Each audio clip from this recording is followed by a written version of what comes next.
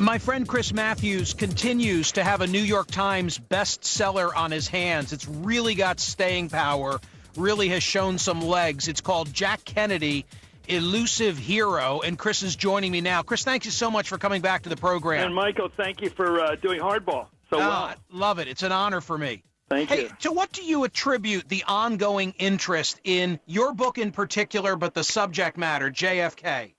Better times.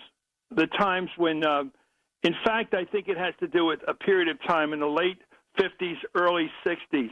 In the 60s, before they became the pot-smoking, long-hair 60s, the time of the 60s, like in Mad Men, the TV show, or in Pan Am, when we're just entering the jet age and everything was upbeat and we could get a man on the moon and we can send people around the Peace Corps. Before the Vietnam War had turned ugly, it was almost like the perfect time for most of us in our memory. So it's hearkening back to Camelot. You're touching that nerve. Yeah, I wouldn't say Camelot as much as the New Frontier, the actual political experience, not the postcard or the Hallmark card. There really was a zest in the air, a positive feeling that we're in this together. I mean, ask not what your country can do do what you can do for your country was really true.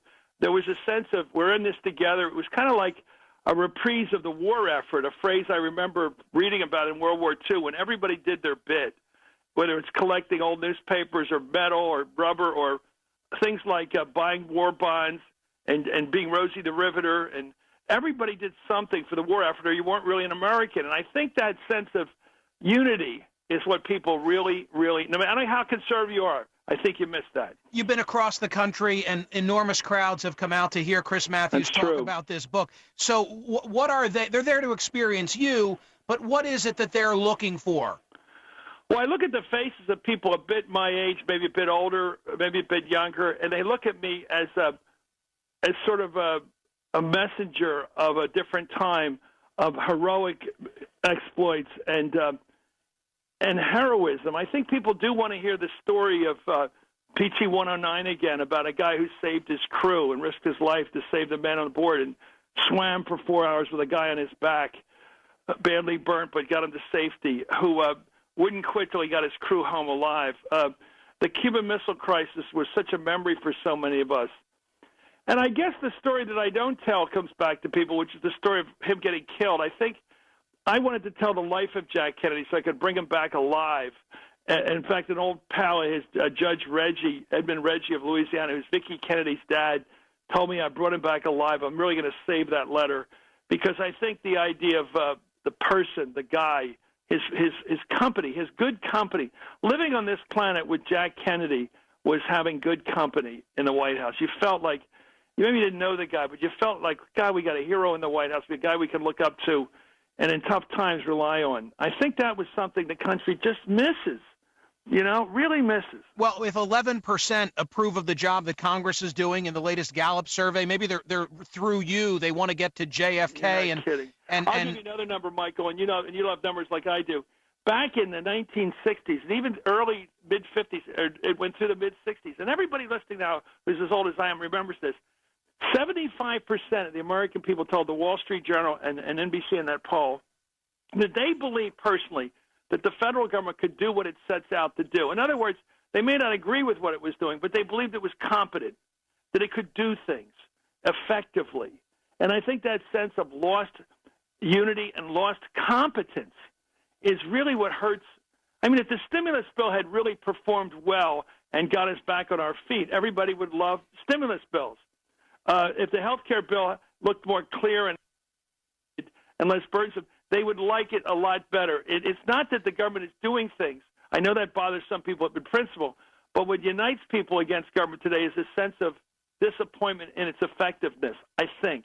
People who have read Jack Kennedy, Elusive Hero, know that it really is Chris Matthews' work. He's not one of these guys who lends his name to a project. He really wrote the book. What did you learn about JFK? Well, as you're right, I did. I went back to the archival stuff from high school. I found out where Ask Not came from. I got classmates telling me in oral histories or in surveys they took at the Choate School, the boarding school, what he was like as a fellow classmate. I talked to, in fact, 2 or 3 of his 90-some-year-old classmates are still alive.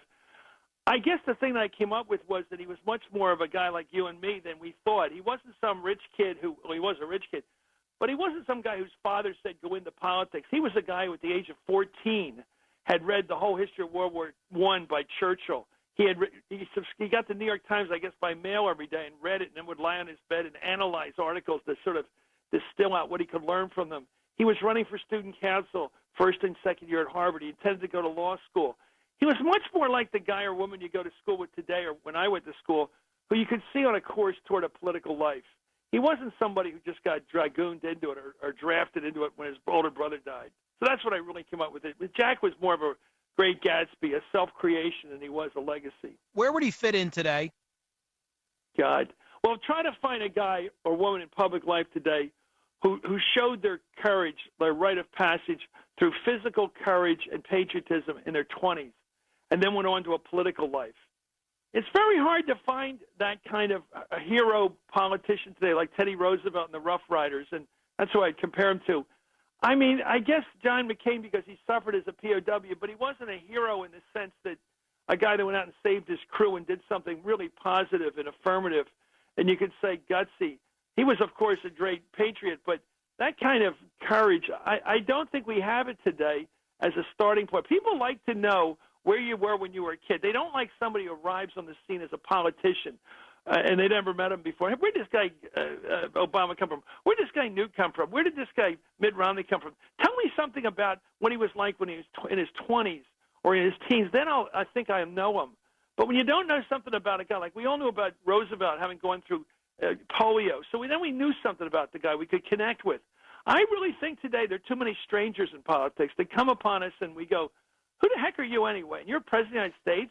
You want to be my president? Where were you? Let me hear about you growing up. We want to know some of that sort of Davy Crockett growing up kind of thing, Tom Sawyer. Tell me something about you. And when you were young, what guts did you show? Were you a leader in school? Were you a jock? Were you something I could identify with? Even Jack Kemp had a bit of that when he was around, before he lost him. I think people miss that. For its time, 1960 was perceived as a tough election, but, you point out that he and Nixon actually had this very odd, warm bond. Yeah, it was more old school, Michael, and, I've talked about this so many times that ever since the 80s, and I'm not going to blame it all on Newt, but there was a lot of bad blood that started in the 90s that got really bad. It had gotten started during the Vietnam War and then got worse during Watergate. This bad blood, if you only have friends on your side of the aisle and you don't hang with anybody else, you never go sit and listen to the other guy. Chris Dodd, who was obviously been criticized a lot because of Dodd-Frank by the business people and by the liberals for not going far enough, he said he gave advice to Toomey, the new guy, senator from Pennsylvania. He's a conservative. He said, the best advice I can give you as a member of the Senate is to go meet a guy on the other side or a woman on the other side of the aisle and get to know them socially, have a beer with them, have dinner with them. You got a lot of time during the week. You can do that if you're a commuter, and learn something about them that you can agree on, and really make an effort to try to learn something from the other side, and try to find some area of common ground. And that would be a great exercise in being a great senator. I remember hearing that from people told Jimmy Carter when he came in, find a senator that you on either side that you can listen to and not just talk to. And I think that's missing today. I shouldn't say this because I talk too much, but listening to people and picking up on areas where you can agree with somebody else is really important today. And I get the feeling with the Tea Party people and the people on the old liberal side, they think they got all the answers and they don't need to listen.